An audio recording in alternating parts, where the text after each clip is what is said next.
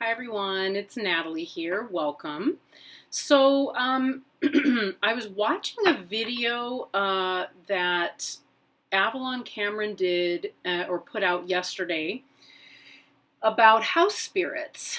And I was watching it while I was doing, because I sometimes will just do things around the house and have videos going and so forth. And she'd done one about house spirits, and I really resonated with what she was saying, and realized, I have a really disharmonious relationship with my house.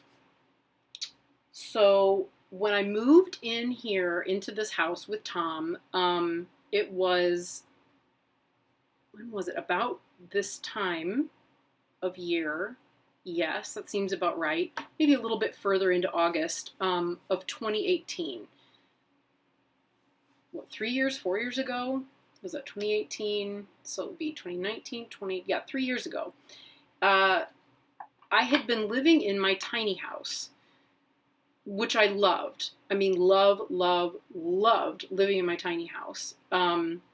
Unfortunately, at the time, what was happening was we were in the process, my mom and I were in the process of breaking a really toxic pattern, which I actually recognize now has roots not just in this lifetime, but in a previous one as well. And she was really livid with me for ever having built it. And it still is actually on their land. And she was angry with me about the house, and she was angry with me about living in it and building it in the first place, and what does this mean for her daughter, and all of this stuff. I think at this point they've completely reconciled, just to set it all out there. I think at this point my mom and dad have completely reconciled to the idea that I'll either live in it or I won't, but it's not their problem and they don't need to worry about it, which is the truth. But the truth of the matter is, as far as I'm concerned, I really miss it. I miss the genus loci of that land, which I felt deeply connected and attached to, in such a way that it's like every time I would come home, it felt like arms were reaching around me to welcome me back onto the land as well as into my house. I felt safe. I felt protected. I felt like I'd managed to make this incredible connection and peace with the beings on that land and the trees and all of it. I wanted to feel that way about Tom's house, but the difficulty with Tom's house, is there are many things, but I'm going to go ahead and just name some of them because that's going to be part of this whole spread. So part of what I struggle with is that the house itself seems to hold an energy of chaos, like it doesn't want to be put in order, or it doesn't want to be kept clean. It doesn't want to be organized. It doesn't want to be decluttered. It wants the energy to have constant upheaval all the time. And I've never been able to discern, because I've just never put the energy or time into it, whether it's like how much of that is Tom, how much of that is, the energy that came about, with the way that he ended up living in this house. So he and his ex bought it, and then she developed a really, really pretty bad problems with her mental health and decided that the best thing to do was to divorce. And so she left and she kind of deserted Tom in the house with a bunch of cats.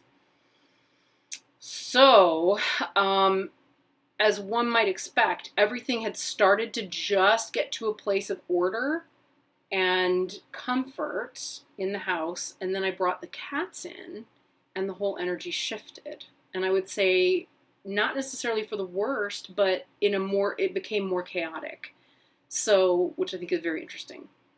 So even though Tom loves the cats, and they're not his ex-wife's cats that just got dumped on him, and he kept all of them and stayed with them and so forth until they passed away naturally.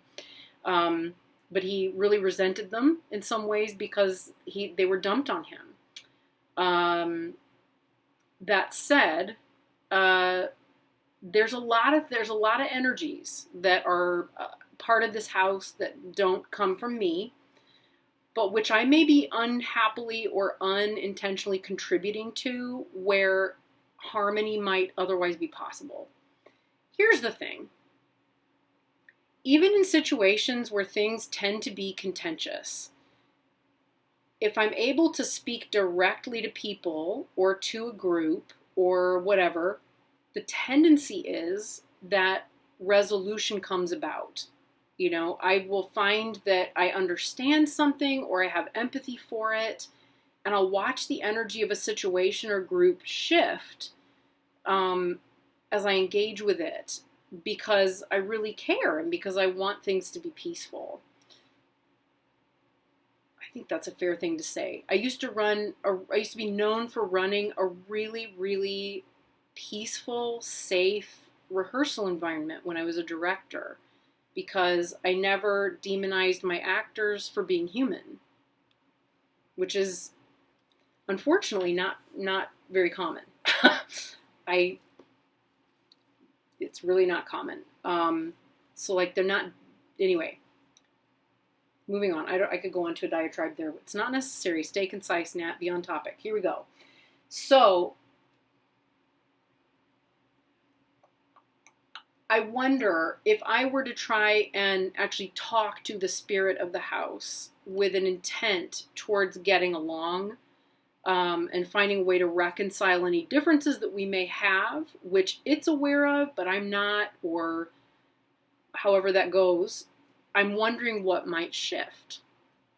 So I developed a little spread, and I'm about to pull it up right now.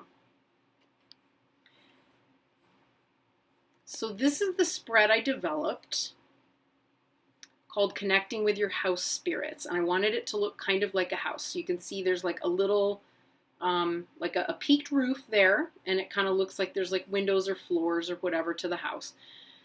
So yeah, this is the spread I'm going to work with. So the first question, of course, at the top is what's the card that best describes the energy of this house spirit or spirits?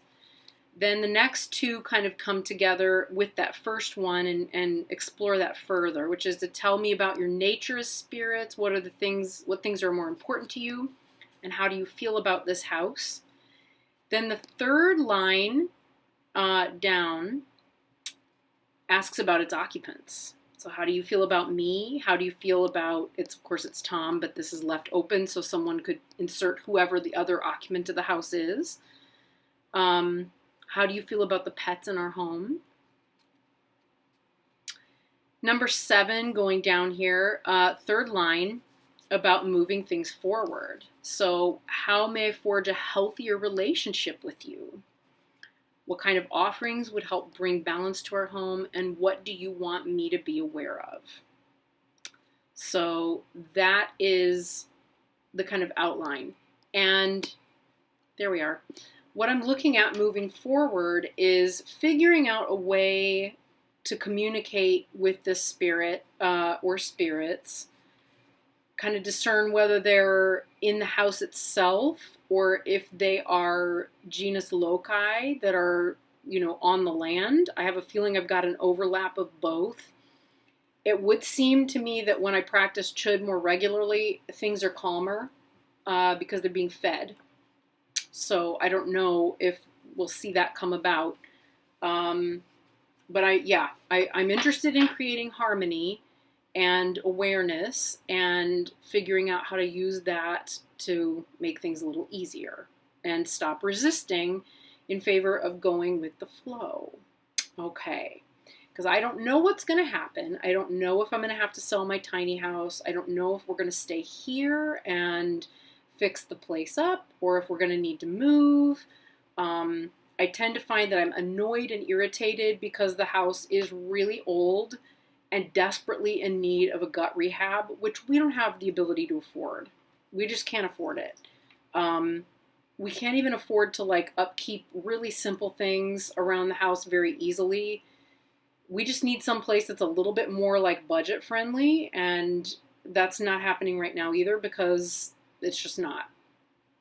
And because I want to be with Tom, and it's a negotiation. It's going to have to carry on, but right now I'd rather not have the house and I be at war, because I also don't want to project that onto Tom.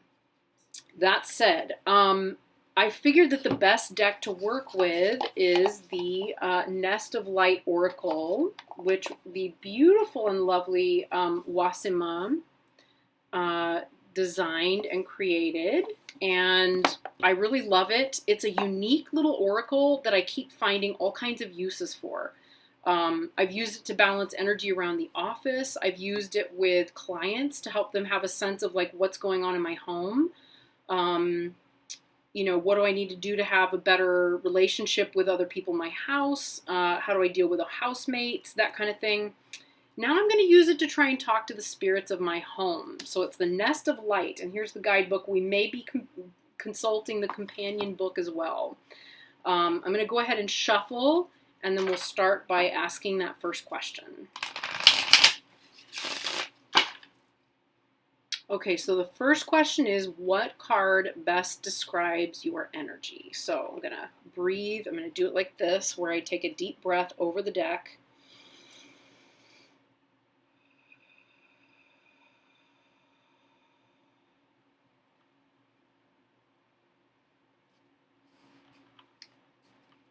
I'm a little nervous here. Okay. I don't know why I'm nervous, because I feel like I'm kind of mean. Oh,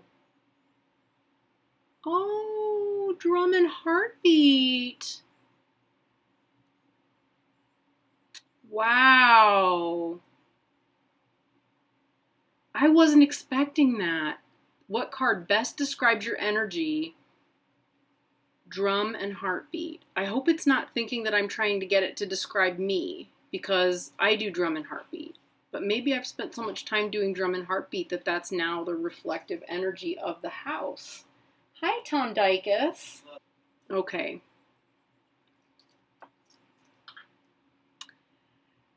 Anyway, so drum and heartbeat. Yeah, so that makes me wonder if maybe I've spent so much time doing that it's starting, that energy of the house is actually starting to reflect that, and the sense that I'm like in some way fighting myself. I knew this card would come up.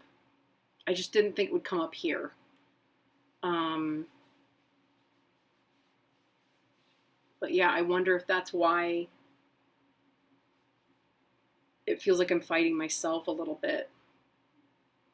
Yeah. Okay, so that was not what I expected. Okay, so next question is, tell me about your nature as spirit. What things are important to you? So, ooh, crystal grid. Okay. So again, I was not expecting that, but it makes sense. These are things that are important to me. Interesting. It would seem like a lot of my energy has really made an impression maybe on the house, or it already liked having that energy. So maybe working more with crystal grids. I don't know, but that's what's important. And crystal grids are important to it. And the energy of important. What was the question? I feel like I can't. Tell me about your nature. So they're crystalline. I mean, in this part of South City, there are a lot of caves and cave systems, underground systems. There tends to be a lot of quartz crystal underground as well. So the nature of the house is responsive to crystals and crystalline energy and crystal grids. Interesting. Okay. I've also been thinking about pulling out there's a crystal oracle that I have that I've been wanting to pull out and work with lately. That might be one I need to use in regards to balancing the house. Okay, so question 3 is asking spirit, how do you feel about this house? Salt lamp, it needs to be purified. It needs some purification energy. It needs, wow, how does it feel? How does a salt lamp feel? Maybe it feels like the house is safe and warm, loving, gentle, relaxing, like it should be a sacred space. Let's see, what does it say about salt lamp in the book? Himalayan salt gives our house incredible purity by producing negative yang. Himalayan pink salt is known for its therapeutic health effects and its air purifying properties. These lamps are said to emit a stream of negative ions capable of clearing the air of allergens and pollutants and reducing stress. Its virtues act on reducing act on health by reducing headaches, migraines, and sleep disorders, reducing congestion, increasing the level of relaxation, improving the condition of the skin, and supporting an increased feeling of well-being. I used to have several lamps, and one of them, they've all run out of light bulbs. So maybe I need to relight them. But this would suggest that the way that the spirit of the house feels is that either it's in need of purification, we'll find out the answer later on, further on in the spread, I suspect, or that it's wanting, or that it feels like this is a purifying, healing space for it. This is not what I was expecting at all. Okay. A little nervous about this one. So this next question is, how do you feel about me?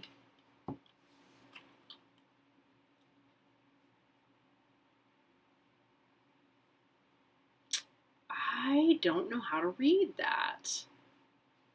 Metatron's cube.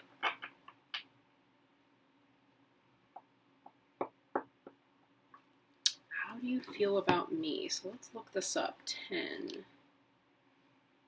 Wow, it was right after Salt Lamp, too. And I did shuffle. And it was already shuffled. Okay. So the Metatron cube is one of the most powerful symbols of sacred geometry. It is obtained by connecting all the centers of the spheres of the fruit of life and superimposes all the solids of Plato and the Merkaba, or the Merkaba. The symbol would be a means for the divine to transmit his knowledge and was used as a tool of protection against negative entities. Wow. The Metatron cube is a symbol that can be used while viewing it inside. It will act in an alchemical way because it is a combination. Putting it around you or around the room that you want to clean or protect is very effective because it is a symbol that is connected to higher beings, such as the Archangel Metatron. By visualizing this symbol, we connect with this Archangel so that it can come to increase our vibratory rate and help us transmute any low vibration. So I'm guessing it feels like I'm a protector.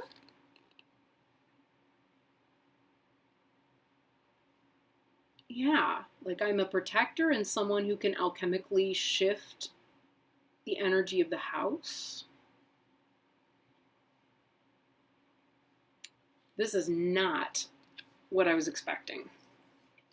And there are cards in this deck that could have told us what I was expecting too, because I checked. Okay, so the next question is, how do you feel about Tom? Okay.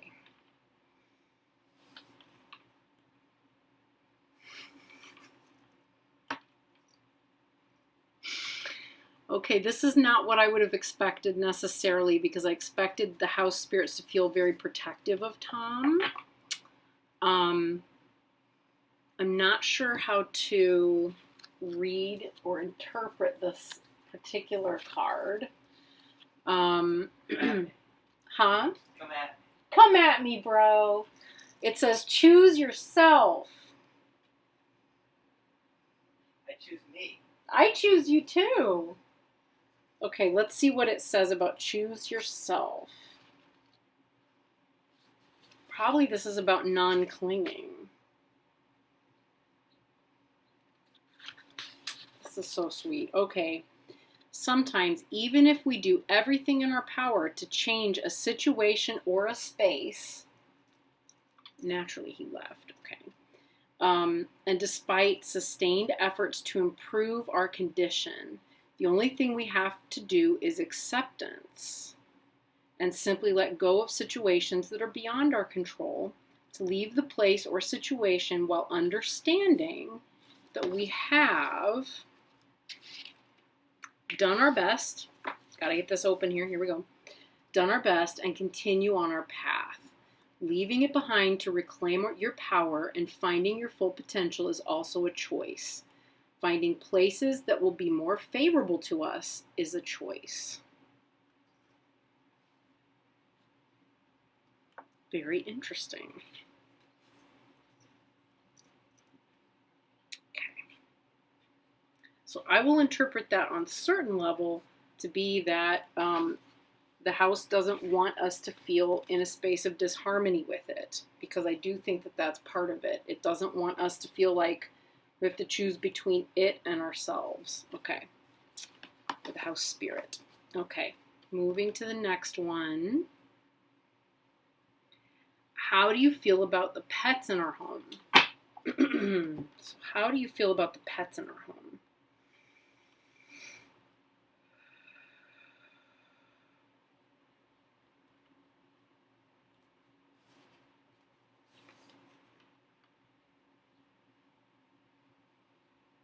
Your mantras. I associate mantras with higher vibration and energy. So if the house feels or perceives the pets as being like mantras, I would think of them as, I would interpret that to mean that they feel like the pets raise the vibration or the energy of the house. Let's just look. What number are we? 50.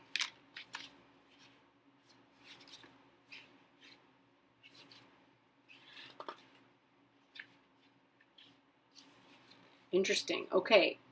So it says words and sounds have vibrations. Hence, to increase our vibratory rate, mantras can be very useful to us. Yeah. So I'm going to say that this is about raising the vibration of the house. They feel like the pets raise the vibration. Yeah. I feel like they do too, honestly. I feel like all of them do. And I think we're going to have a conversation, honestly, about the fish. I love fish. We have a beautiful fish tank, but it is gone really downhill because it needs a lot of repairs and money invested. I think that we need to rehome the fish and disassemble the aquarium. But we'll deal with that later. Because I don't want them to become a sacrificial lamb, if you see what I mean. All right, so there's that. Let's see. So 7, I'm already feeling like I know at this point like how I could forge a better relationship or healthier relationship with the house, because I'm recognizing that we're not as disparate as maybe we thought we were. But that's the next question, is how may I forge a healthier relationship with you? With the house spirits. Ooh, blue flame. Okay, so this gives us a very specific action. What is the blue flame about? Is that 16? Yes. Okay, so let's see what it says. Light blue flame is used to soothe a place, a person, or a situation. It is a ray of healing which helps to heal emotional wounds and trauma. Remember what I was saying about, like, yeah, some of the history of the home, right? It removes negative thoughts and eliminates mental programming of self-destruction. Oh my gosh, you have no idea. So the person who once occupied the house with Tom, in part 2 was made unwelcome because there have been a couple of individuals, actually, there's not just one, there's been a few who have had some really severe addiction issues, which I see as being, and some self-destructive issues generally. And I feel like some of that energy gets held in the house and like I'm battling it. But it's instead of battling it, I'd really much rather heal it, of course. So to do this, first use the light blue flame, place yourself inside, or place an idea, a thought, a project, or a room, or a whole house inside, charged with electric energy. This beautiful color is really very interesting in a place where there have been battles, quarrels, somewhat arduous discussions, or conflicts, because it will operate on the mental level of people. Wow. It installs calm and peace. On the card, we've chosen to place the person experiencing sleepless nights because of tensions and fears in this flame. That is so true. There have been a lot of sleepless nights. I don't experience them as much as he does, but when he's experiencing them, I tend to be disturbed. So because this is part of it, I feel like, yeah, we'll work with that. I'll help you out, my friend. I'll help you out. Okay. So I can tell we're going to have a beautiful relationship now. This is making me feel so much better. Okay. So question 8, what kind of offerings would help bring balance to our home? Okay. Rainbow Ray. Wow. It likes the prisms. It likes the prisms that I put in here. I put, I think I've got a few of them here. Here's one. I have a lot of them in the house like this, right? I have a lot of these kinds of prisms because I really, really love the rainbows that come off of them. Those rainbows, like, yeah, they're just beautiful. And I feel like that's the vibration of rainbows in Tibetan practice is so high. Let's see what it also says about Rainbow Ray. So this would be as an offering. So the Rainbow Ray contains all the colors. It's a very powerful ray of ascension and harmonization, yes, and of connection during transformation and rebirth. Okay. With this ray, the butterfly passes by the stage of awakening. It flies toward the high spheres. This flame will bring back a certain balance as a form of musicality which inspires, harmonizes, and animates creativity and artistic expression, because these are the expressions of the divine. It brings another dimension, brings healing on many levels, elevated awareness, a change of life. We can place this flame in a place where we are going to move, or into a place of creation or of healing, as in a therapy office, or let yourself be filled by this rainbow flame and fully bathe in its inspiring lights. Yeah, okay. Yeah, so it expresses the divine within us freely. So the house needs this rainbow light and flame. So I'm going to try meditating on that and offering it a little bit more consciously and regularly. And then finally, 9, what else do you want me to be aware of? What else do you want me to be aware of? Golden Dragon.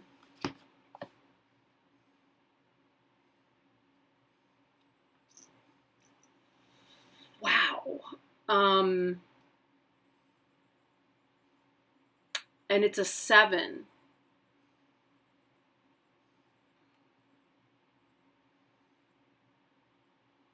The house number numerologically also comes to a 7. I almost always live in 7 houses, in houses with a 7.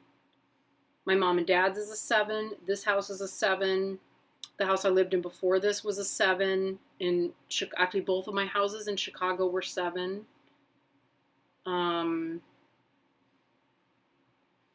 Interesting. And the golden, wow, this is very interesting. Okay, let's find out about this golden dragon. There's a lot of things I associate with this.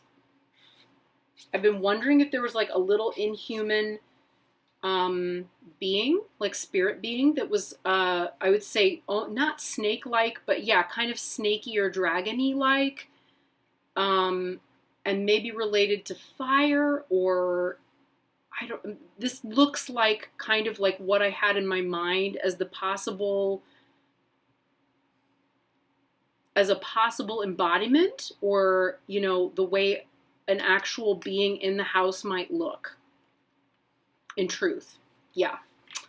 Interesting. Okay, so golden dragon. The golden celestial dragon who comes from the stars is called to help. It will burn with his sacred fire all the shadows that exist or that need to be transmuted, such as fear, negativity, or toxic people. Maybe I was seeing it because I needed to call on it. The golden dragon is there to help you, to protect what you love. Use it when you need it.